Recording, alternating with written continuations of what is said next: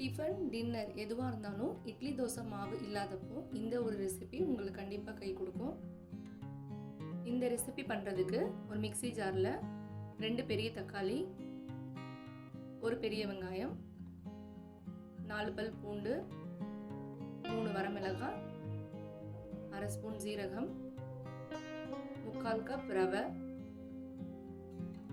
1/4 cup தயிர் எல்லாத்தையும் சேர்த்து உப்பு போட்டு மிக்ஸியில் நல்லா நைஸாக அரைச்சி எடுத்துக்கலாம். இது கூட கொஞ்சமாக கருவேப்பிலை, கொத்தமல்லி ஆட் பண்ணிக்கலாம். இப்போ தோசைக்கல் சூடானதும் 2 கரண்டி ஊற்றி மாவை நல்லா தேய்ச்சிக்கலாம்.